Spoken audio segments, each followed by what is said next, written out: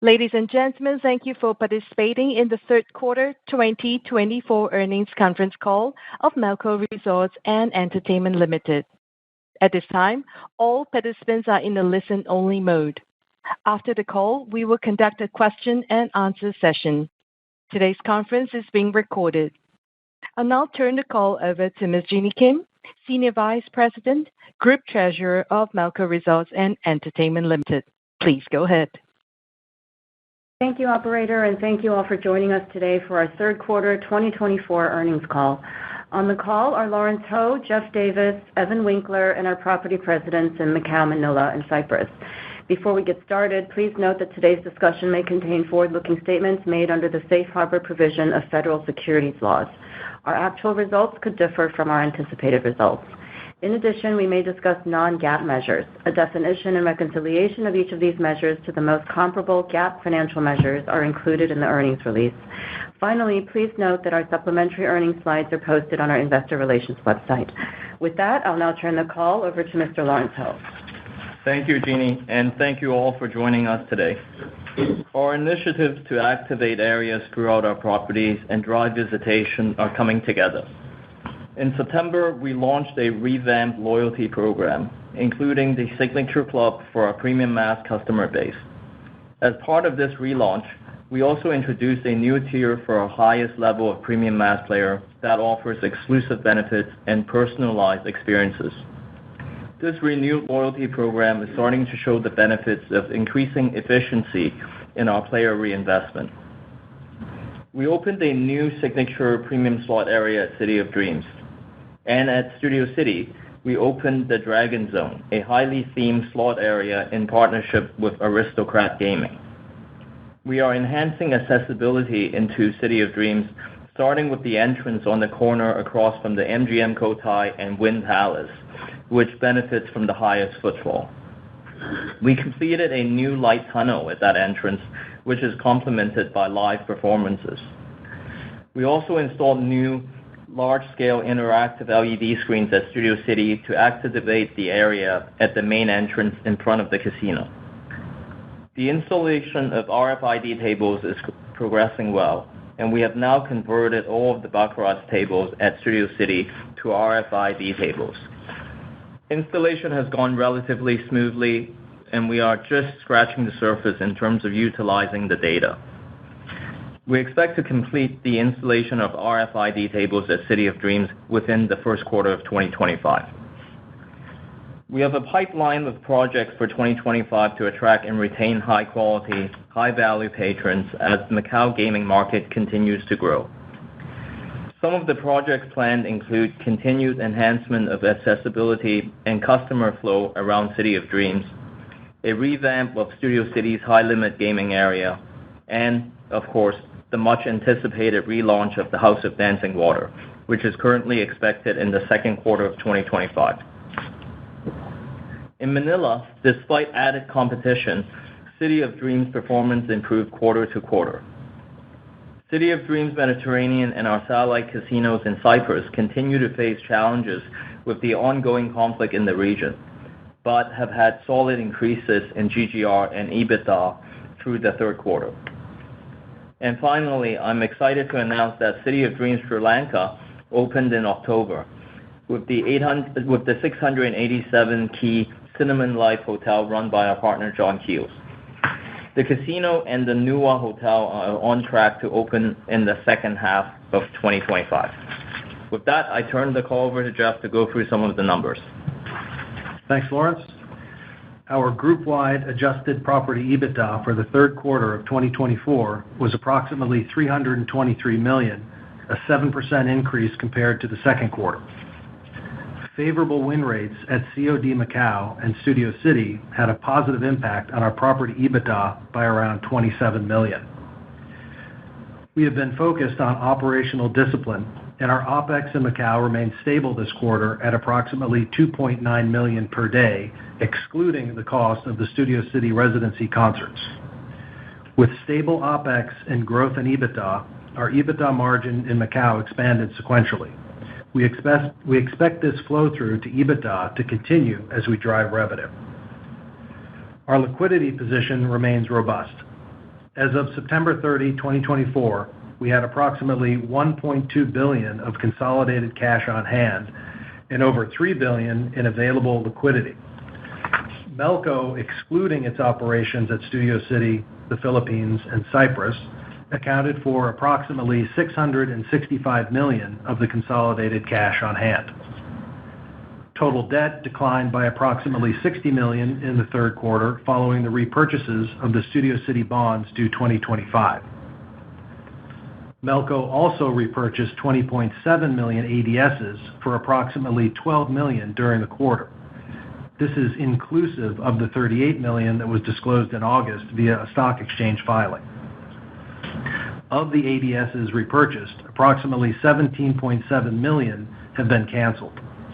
Both the bond and share repurchases were funded by cash on hand. As we normally do, we'll give you some guidance on non-operating line items for the upcoming fourth quarter of 2024. Total depreciation and amortization expense is expected to be approximately $135 to $140 million. Corporate expense is expected to come in at approximately $20 million, and consolidated net interest expense is expected to be approximately $120 to $125 million.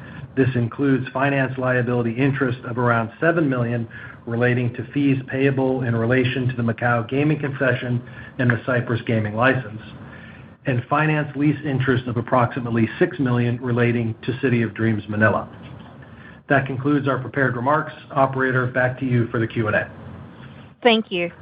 We will now begin the question and answer session.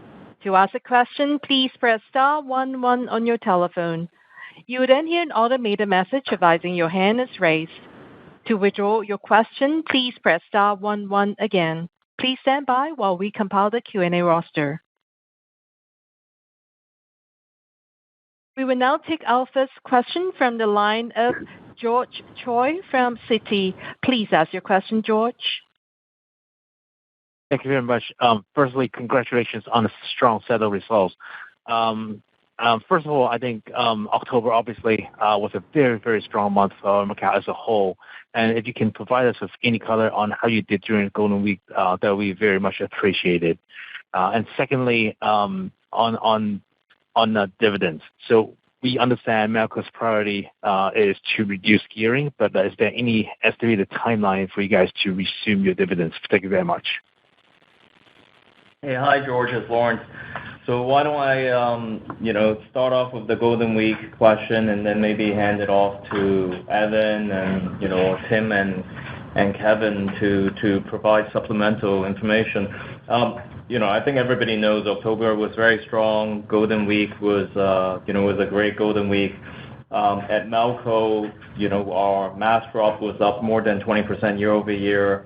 And also more significantly, we had a number of record mass drop days at both City of Dreams and Studio City during that period. So we're very happy with it. And, the hard work that we put in over the last couple of quarters since some of the management reshuffle is starting, I think, at the very beginning to pay off.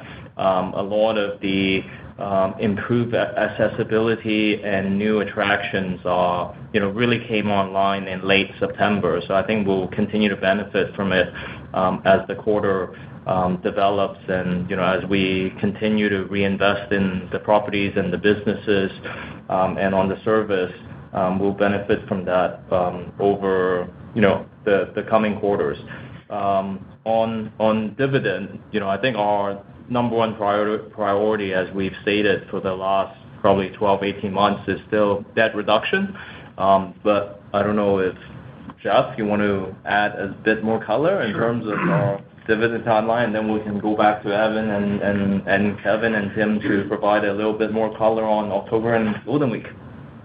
Thanks, Lawrence. Just to reiterate, debt reduction and delevering is definitely the key and our priority focus when we think about allocation of capital. However, we would like to return to being a dividend-paying company.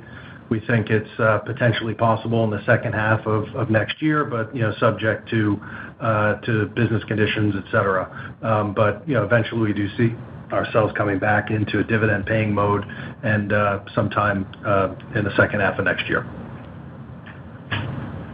And I'll just add, I think Lawrence said it well. We had a strong Golden Week. We felt good about both properties and how they're trending. Maybe to add a little bit more color, as Lawrence alluded to, we set some records.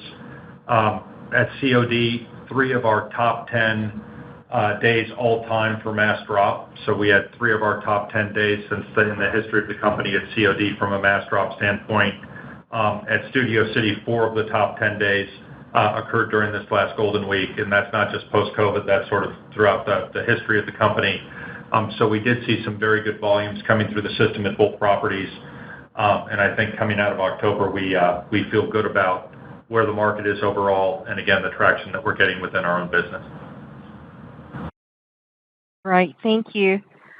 Our next question comes from the line of John DeCree from CBRE. Please ask your question, John. Hi, good afternoon, everyone. Thank you for taking my questions. Maybe one on the promotional environment. I think, we ask you every quarter, but as well as your peers. Curious if you could give us an update or your current thinking on the promotional environment. It sounds like, it remains intense but stable. So, curious if you have any opinions or updated thinking there. Hey, John, sure. Again, maybe I'll let Evan elaborate more, but I think we're past the peak promotional intensity, and I think it's good that the market is becoming more rational, and so I think for the healthy development of the entire market going forward. I hope that all of the operators continue to do that because, at Melco, our primary focus has always been on EBITDA. And so I think hopefully with, the promotional environment stabilizing, we'll continue to improve on our EBITDA margin. Evan? Yeah, I think that's a good characterization. I don't think we've yet seen it really drop substantially, meaning we have seen let up, but I think it's too early for us to say that it's on the glide path down to more beneficial levels, although that's where we ultimately hope to get it. I think from our standpoint, we certainly aren't looking at any elevated promotional spending. We are looking at through our new player launch, how do we best sort of retain our top players? How do we create an aspirational path for those mid-levels, and how do we spend dollars effectively on bringing new people into the system? So I think it's more of an allocation issue against the existing pool as we slowly bring it down, but no major changes in the overall level. Thanks, Evan, Lawrence. That's helpful. Maybe one for Lawrence or Jeff. You just spoke a little bit about getting back to dividend-paying mode, with the priority still being deleveraging, but I wanted to ask about your appetite for further share repurchases, next year, given where the shares are trading at today, and realizing you have a finite pool of cash to allocate. How do you think about paying dividends versus buying back stock, when you start to get to leverage levels that you're more comfortable with next year? Yeah, I think we've had I guess Jeff can elaborate further, but, I think over the past, throughout the life of the company, we've returned capital to shareholders, whether it's through share buyback or in dividends. I think the recent share buyback in the Q3 was really a reaction to the extremely dislocated share price. I think we'll always be opportunistic and see what's the best deployment of capital is. I wouldn't rule out share buybacks if we have another, significant dislocation of equity values. I don't know, Jeff, if you want to. Yeah, the $112 million that we repurchased in the quarter was definitely opportunistic and reflecting the deep value that we saw in the shares. So while we wouldn't rule it out, we're really unlikely to have programmatic sort of share repurchase, but looking forward to the extent we have opportunities, we keep that we get that on the table of potential measures that we could take. Great. Thanks for all the color, guys. Really appreciate it. Thank you. Our next question comes from the line of Ricardo Chinchilla from Deutsche Bank. Please go ahead, Ricardo. Hey, guys. Thank you so much for taking the question. A few weeks ago, we heard that there was some pressure on luxury spend from the Chinese consumer. Obviously, we saw a very strong Golden Week visitation and spending. Is there some overlap that you're seeing between, that pressure on luxury spend and on the highest end consumer and your premium mass customer in Macau? Hey, Ricardo, traditionally there was a strong correlation between, luxury retail and our industry. I think what we have seen post-COVID is the mainland Chinese customers are more into experiences rather than on the luxury goods. And I think we've seen in the last 12 months how the luxury retailers have struggled in China. I think we're very fortunate that, people are still traveling, still enjoying the experiences. And, Macau nowadays, in addition to gaming, there are a lot of reasons to go to Macau with all the concerts and events happening. So we're very happy about that. But I think longer term, that correlation, hopefully with a better Chinese economy, and we've seen the fiscal stimulus, the monetary stimulus, I think hopefully with more support from the Chinese government, with supportive Chinese policy, the Chinese economy will continue to recover. And I think in that case, our industry will continue to do well. And hopefully, retail is not as big a component of our business, but, longer term, it'd be great if everything was firing on all cylinders. Perfect. That's a great comment. I was also hoping if you could give us some guidance in terms of CapEx for the rest of the year and maybe, preliminary plans for next year. Sure. So for this year, in the fourth quarter, we are looking for total CapEx of approximately $115 million. From earlier guidance at the beginning of the year, we've pushed some of the CapEx from 24 into 25. So in 2025, while we're still going through the budgeting process now, we're targeting somewhere in the range of $400 million for CapEx next year. Perfect. Thank you so much for taking my questions. Thank you. And just one further piece of color. Of that 400, about 70 to 75 will be for Sri Lanka. Perfect. Thank you. Thank you. Our next question comes from the line of Praveen from Morgan Stanley. Please ask your question, Praveen. Hi, thanks so much for taking my question. And congratulations for quarterly growth. I have a couple of questions. The first question is about dividend. It's pleasing to hear that it could start in second half of 25. Is there a number on net debt to EBITDA we should look at that'll trigger that, saying we have delivered enough? So that's the first question. The second question I had was mostly the potential of the company. I look at in 2019, we used to make more than $400 million of quarterly EBITDA in 3Q, for example. So compared to that, even after spending on Studio City new assets, we are at below 70% of that number, suggesting that there's a lot of potential, a lot of EBITDA potential in future. So just wanted to understand, what is the blue sky? How should I think about it? So those are the two questions for me. Thank you. Yeah, if you want to take the first one. Sure. So on the dividend question, I would say no, we don't have a specific trigger for net debt to EBITDA that would then unleash the dividend. It's more of a holistic decision-making process where, of course, we're looking at our leverage ratios, but also, other factors, other opportunities, and just the outlook overall for the business. So while that's a significant component, we don't have a specific trigger in respect to leverage.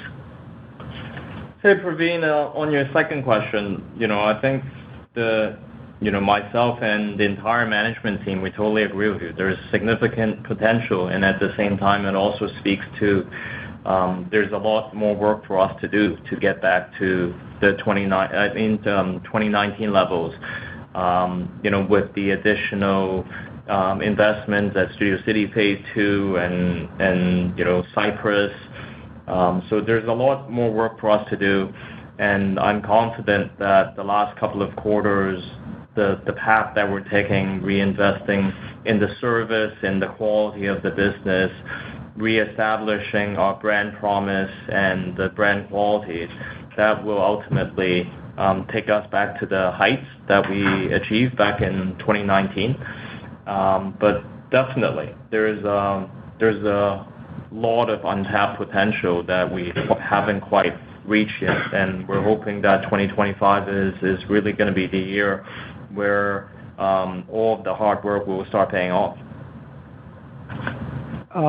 Thanks so much, Lawrence. Just to follow up on that last point, are you saying that in 2025 you can get back to 2019 level, or are you saying that in 2025 you would try to get back to top 3 casino or number 3 and get the market share back to where you deserve based on your CapEx and the assets quality? That's funny because that's one of my main complaints in terms of number of hotel rooms and CapEx. I think that's definitely the goal, to get back to number 3 in 2025. In terms of, there are some of our competitors have new hotel rooms and new product coming online as well in 2025. So I don't think we've set ourselves the long-term target is certainly get back to the market share in Macau of 2019. I don't know if we're going to get there in 2025 because we're still operating with less hotel rooms and less tables from back in compared to 2019. But I think the goal of being third out of all the operators is it's achievable, but again, a lot of work within our internal team. Thank you. No, we wish you all the best. Thank you. Thank you. Thank you. Our next question comes from the line of Simon Cheung from Goldman Sachs. Please go ahead, Simon. Hi, everyone. Thanks for taking my question. I have 2 questions. Just, Lawrence, earlier on you mentioned a revamp of your promotional program for to attract more payers. Can you just perhaps elaborate a bit more on that? And you also did mention that you saw very strong performance during the Golden Week holiday. In terms of the volume, perhaps if you can share with us some of the other maybe qualitative trend that you observe. I'm not sure whether like payer count or anything you observe on the ground that give you more comfort that your market share is starting to stabilize or improve. That would be great. That's the first question. And then my second question, just more like a housekeeping questions on the daily OpEx. I hear that, Jeff, you mentioned it was quite steady on a quarter-on-quarter basis. Wondering whether you can give us some guidance in the coming 1 or 2 quarter, in particular with the dancing water show coming back online by second quarter next year. Thank you. Jeff, you want to take the second one, and then maybe Evan, Sure. the support of Tim and Kevin, can take the first one? Sure. Thanks, Lawrence. So we can reiterate the guidance we provided on our second quarter call, which was we think that we could see OpEx per day creep up to 3.0 by the end of the year. Obviously, we were stable from the second quarter sequentially into the third, but that guidance remains intact. Excuse me. And the next step function change that we see to our daily OpEx is with the opening of the House of Dancing Water sometime in the second quarter. And that also remains consistent with prior guidance that will be 0.1 per day. Sure. On the promotional system, in mid-September, we relaunched the player program. Essentially what we've done is we've given a series of guaranteed benefits to our best players. And so they better understand our value proposition, and we're investing in that player category to make sure that we're continuing to retain and to grow the best players in the system. The other focus is around new promotional offerings for people that are just coming in, so we're spending a little bit more there. So you have a little bit of a reallocation around the curve with the idea of bringing people into the system and then creating that aspirational environment so they move up the chain as they want to get towards the top, so you have all the benefits that you get when you reach these higher categories. In terms of Golden Week, I think the other statistics are commensurate with the ones that Lawrence already alluded to. So in addition to drop being up by over 20%, we saw player hours up, we saw traffic up at all the properties. And so I think, candidly consistent with the market, there was a very sort of solid Golden Week and customer environment going on during that time. So I don't know that there's a lot more that we can share other than the ones that I gave you, but we had good drop, and we also achieved record drop throughout both properties. So again, feeling very good about what we achieved there and how we are coming out of October. Great. Thanks for the color. Thank you. Thank you. We have reached the end of the question and answer session. Thank you all very much for your questions. I'll now turn the conference back to Ms. Jeannie Kim for closing comments. All right. Thank you for participating in our call today, and we look forward to speaking to you in the next quarter. Thank you. Thank you for your participation in today's conference. This does conclude the program. You may now disconnect.